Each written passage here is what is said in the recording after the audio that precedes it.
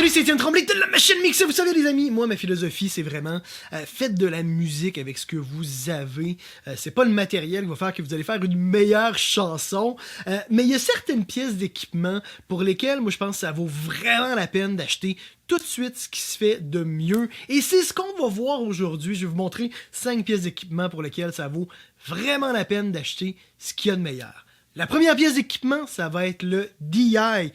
Le DI, un DI passif comme ça, un GDI de Radial, c'est à mon avis un investissement que ça vaut la peine de faire au moins une fois dans votre vie. Puis en fait, vous avez uniquement besoin d'un seul DI, puis ça va vous durer toute votre vie parce que un DI passif comme ça n'a pas vraiment de pièces électroniques qui vont briser avec le temps. C'est bâti comme un tank. Puis un DI, ben, si vous savez pas à quoi ça sert, hein, c'est pour enregistrer des guitares électriques ou des basses électriques branchées directement dans la carte de son. La plupart des basses électriques, on va les faire en DI. Puis les guitares électriques, avec des émulations, ça peut être super pratique. Et même pour du reamping, hein, réenvoyer la guitare dans un ampli, c'est super pratique. Bref, il y a plein de contextes où ça peut être utilisé. Puis là, peut-être vous vous dites, ben là, Étienne, moi j'ai une entrée instrument sur ma carte de son. Pourquoi ne pas l'utiliser? Bonne question, Jacques. C'est parce que ça va sonner mieux. Moi, dans mon expérience, vraiment, un bon DI branché dans l'entrée microphone de votre carte de son va généralement sonner beaucoup mieux que de passer par l'entrée instrument. Et puis moi, j'ai fait l'erreur d'acheter un DI made in China, il y a une quinzaine d'années, quand j'avais acheté ma basse à l'époque. Et puis, je me suis battu pendant quelques jours. Je comprenais pas pourquoi ma basse, j'étais pas capable de la placer dans mon mix. Et je me battais. Et là, j'essayais de la mixer de toutes les façons. Puis à chaque fois en contexte, on dirait qu'elle avait pas de présence. Et puis là, j'étais allé acheter un GDI et 99% de mes problèmes de mix de basse ont été réglés avec un DI de bonne qualité. Et puis, moi, j'utilise aussi en spectacle. Hein. En spectacle, moi, j'amène jamais d'ampli de basse. J'ai fait un spectacle dernièrement, j'ai amené uniquement mon DI et ça sonnait mieux que tout le monde. La guitare acoustique aussi, j'amène toujours mon DI en spectacle si jamais je joue de la guitare acoustique parce que je préfère utiliser un bon DI passif de qualité qu'utiliser le DI d'entrée ou de moyenne gamme qu'il va avoir de disponible dans la salle de spectacle et mon tone va vraiment mieux sonner. En plus de ça, hein, on a plein d'options directement sur le DI, des inverseurs de phase, des atténuateurs. On peut même l'utiliser pour faire du reamping. Fait qu'on pourrait prendre la sortie de la carte de son, le brancher dans l'output, puis envoyer l'input dans l'entrée de l'amplificateur pour faire du reamping.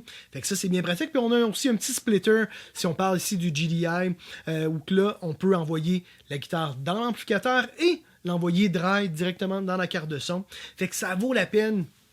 Parce que lorsqu'on achète des DI d'entrée de gamme, moi je peux vous garantir que si vous travaillez pendant des années avec un DI de boîte, pendant des années, vous n'allez pas comprendre pourquoi vous avez de la difficulté à mixer vos guitares puis vos basses. Fait que aidez-vous. Puis encore une fois, comme pour la plupart des pièces d'équipement dont on va parler aujourd'hui, vous allez avoir une excellente valeur de revente si vous le revendez.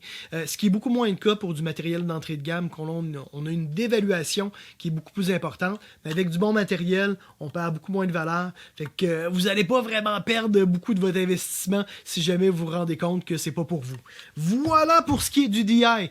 Deuxième pièce d'équipement, un bon microphone dynamique. À valeur égale, un microphone dynamique comme un SM7B va, à mon avis, dans bien des cas, mieux sonner qu'un microphone à condensateur de valeur égale. Puis si vous n'avez pas le budget pour un SM7B, achetez un SM57 pour le 100 € ou 130 $ canadiens là, qui va vous coûter. Là, ça va sonner, à mon avis, mieux qu'un microphone à condensateur de valeur égale. C'est sûr qu'on va avoir moins de définition, mais les microphones à condensateur d'entrée de gamme, des fois, on a de la distorsion, puis on a des sibilances qui sont super difficiles à gérer en mix, parce que lorsque c'est distorsionné dans les hautes, puis lorsque les sibilances sont bien agressives, même avec de l'égalisation, puis même avec 14 DSR en chaîne, des fois, on a encore l'impression qu'on va avoir les yeux qui vont saigner. Puis lorsqu'on pousse trop, là, soit on se ramasse avec la sonorité qu'on a l'impression qu'il y a un petit poil sur la langue, parce que là, on n'a plus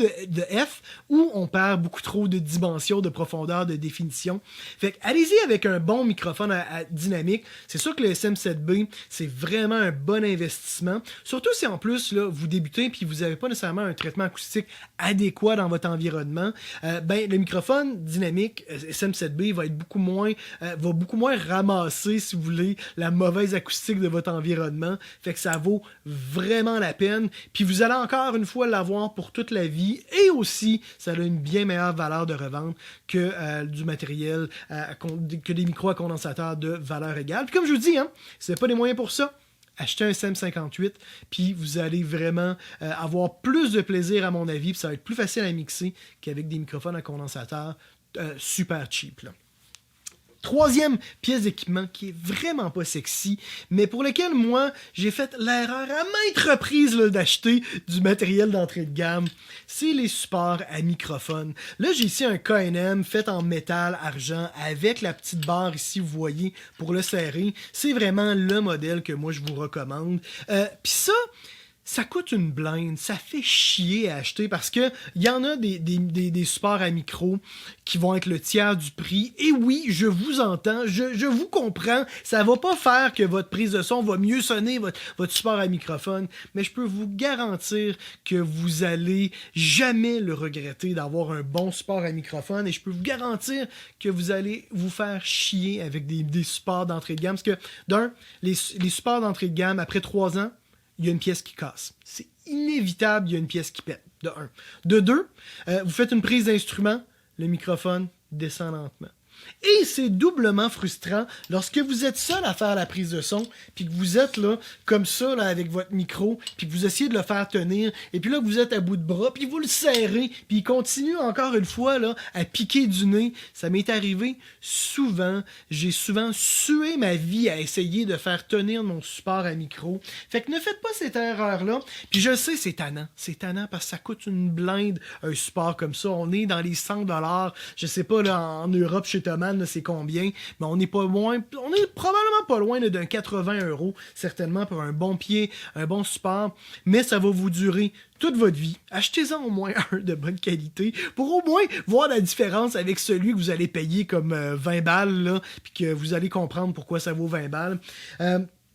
Puis encore une fois, ça dure toute votre vie, vous n'allez pas vous faire chier et surtout, ça va être beaucoup plus agréable à utiliser en studio. Puis ça, je vous en parle parce qu'encore une fois, moi le premier, j'ai fait tellement souvent l'erreur d'acheter des supports à micro d'entrée de gamme et à chaque fois, je l'ai regretté.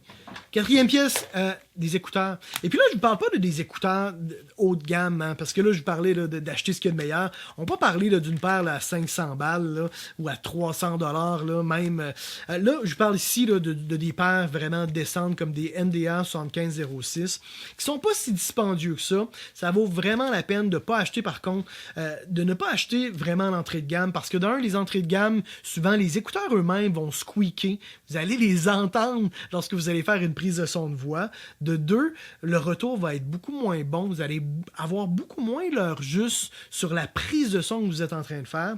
Puis si vous faites du mix, là, avec l'entrée de gamme, là, des fois, c'est vraiment impossible. Puis ça, déjà, à mon avis, c'est plus possible. C'est sûr, je vais pas appeler ma mère pour lui parler de mes écouteurs, là, mais c'est vraiment des classiques. Vous n'allez pas le regretter, puis ça vaut la peine, parce qu'il y a tellement de contextes qu'on va utiliser nos écouteurs que ça vaut vraiment la peine d'avoir de quoi de décent. Et finalement, un autre truc qui est pas super sexy, mais que ça vaut la peine d'en acheter au moins un, c'est un câble d'instrument. Les instruments, déjà, ça ramasse beaucoup de noise. Si on parle d'une guitare électrique, d'une basse électrique, surtout lorsqu'on a des instruments passifs avec des single coils, ça noise déjà beaucoup.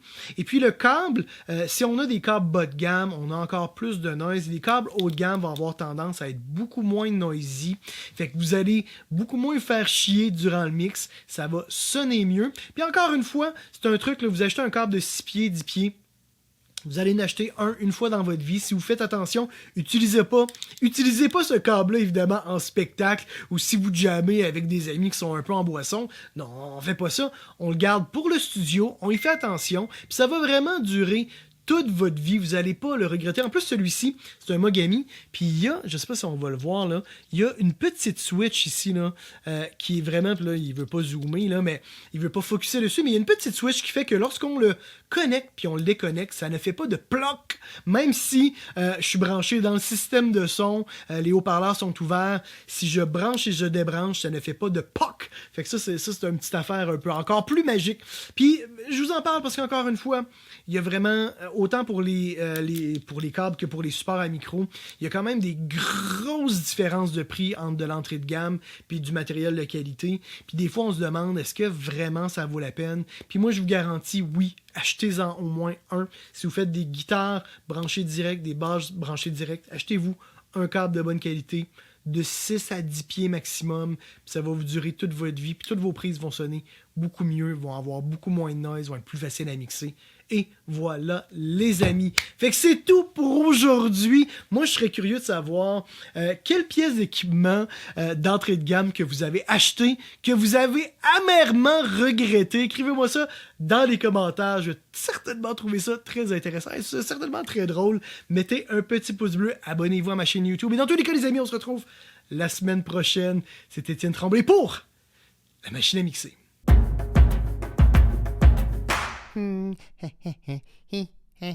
Abonne-toi. N'aie pas peur. Allez, clique.